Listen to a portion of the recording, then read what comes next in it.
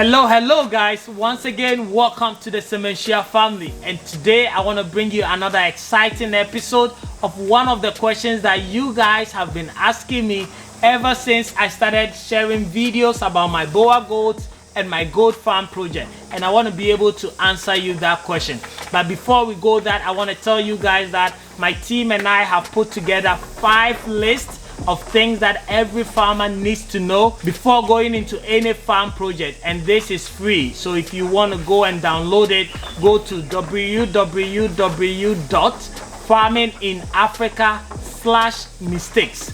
Click on it, it's free. You can download it and share it with your family, your friends, your farm managers, and you guys can learn from it. It also contains mistakes that I have done and things that I thought I knew or somebody had told me before I went into farming. So that's a freebie for you guys just for following this channel and watching this video. So thank you so much, and I will continue putting together a lot of information like this for you guys so that we can all together grow in the business of agriculture in Africa. So let's talk about today's topic, and that is the question that most of you have been asking me since we started this goat project.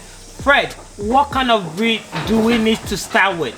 Do we have to start with boa goats just like you're doing? And today I want to address that question because the answer is a simple no, but I'm going to break it down for you why I think so. Goat farming is one of the easiest livestock farming that you can go into. So don't bother yourself with what kind of breed, what kind of structure, what kind of land do I need.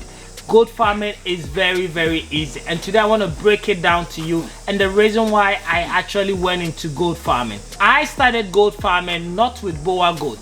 I started my goat farming with all these local breeds that you guys can see, and I didn't even have a pen like this when I started my goat farm. I actually had a spare poultry pen that I was thinking about using it for poultry farm. But when the idea came, I started buying basically local goats from my community and putting them there, right? And I was just keeping them inside and just feeding them with a brachiaria grass. As you guys know, brachiaria grass is the nutritious grass that I feed my goats and livestock with. If you want some seed to plant for your livestock as well, contact the WhatsApp number below and my team can get you some. But basically, I was just feeding them with the grass and learning, bringing the vet here, seeing what kind of medications we have to give to them, what kind of dewormers that we have to do, and so on and so forth. And I was basically using the local breed to learn. So anytime I hear that somebody wants to sell their goat, I would just go and buy it for 500 cedis, for 300 cedis, and come and put it among my stock. And then I was growing them little by little. And then when I felt like I was ready, that was when I was actually in the US. I made my team construct this pen. I came in and then imported this boa goat from South Africa to come in here, and then started doing really serious goat farming, right? So everything is a step-by-step learning, guys. You can't just start with boa goats, and the reason why I'm saying that is because they are very expensive, and not everybody can afford a goat that is more than probably $1,000, right? So you can start with your local breed. Yes, the boa goats are good breed for meat, for milk, and they are beautiful. I can sit here all day just observing them eat and just also chilling. They are very beautiful goats, and there is a huge difference between the local goats that we have in Ghana and the kind of goat that the boa goats are. I mean, it is amazing, hands down for that. But you don't have to wait till you have money for boa goats before you go into goat farming. Because today, if I come to your neighborhood and I say I want to buy 50 goats today, I bet you I cannot get it in your community. And that is a problem, right? Because we need to be able to have that as a source. People, chow bars, restaurants, households, they are all eating goat.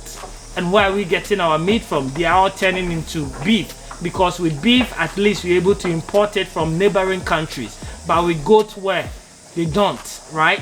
People are just roaming around looking for goat to buy, and they'll just buy one and so on. People are traveling all the way to the north of Ghana to bring goats into the south to sell. Why is that so?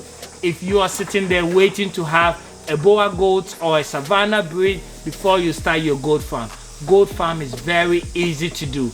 Even if you want to do intensive, all what you need is a simple wooden structure. In the evening when you pound your fufu and you peel your cassava, take it and go and feed them. Cut grass from anywhere, go and put it in there. Plant yourself a brachiaria grass on a quarter plot of land, and I bet you can feed 10 goats for the whole year with it, right? So what are you waiting for? Why are you waiting for a Boer goat? The fact that I have Boer goats here doesn't mean that they are the only breed that you can.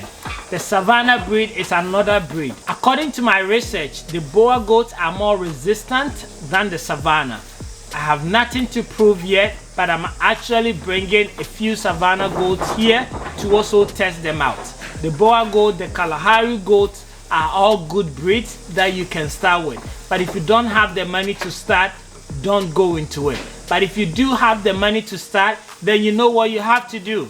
Contact me on the WhatsApp number below, because we have an order coming in from South Africa and we will be able to add yours to it. But if you don't have money, don't let that be the reason why you're not being the goat champion in your community, because everybody eats goats. And I love goat and I know you love goat, but there is no market for it. No one is championing it.